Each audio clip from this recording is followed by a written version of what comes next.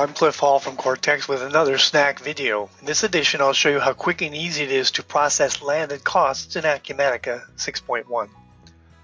First thing we want to do is make sure we've got our landed cost code set up. In this example, I've got LC example, and from here you can see that the default vendor is going to be Yellow Freight, and we have to put in a reason code which helps to pick which accounts we'll be using. We call it landed cost adjustment.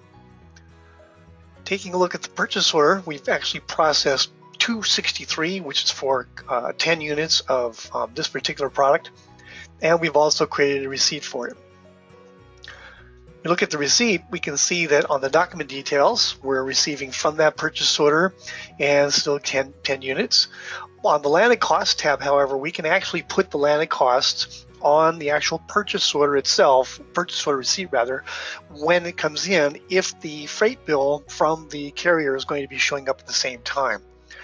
This is when you would put that piece of information in. But oftentimes the processing for freight will come in at a later time. When it does come in at the same time, we would put it here under landed cost details. And once you process this particular receipt, it will actually go put the bill into accounts payable and apply it to this particular receipt. However, in this case, we're going to process it without this so we can run it through accounts payable as normal. So at this point, the landed cost line was removed from the receipt and we processed the receipt as normal. It's been released. Let's take a look at the bill of adjustments that showed up.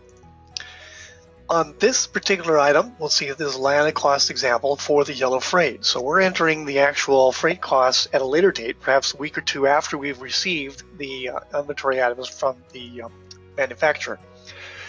Over here on the landed cost tab, we can see we added a code for landed cost example. We put in the amount we want to apply. We chose the receipt that is associated with this particular freight bill. And we also associated the actual item number here because sometimes they can come in as more than one item and we want to divvy that up a little bit. We can do that on each line if we need to. Don't have to worry about the warehouse location because that's associated with the actual receipt itself.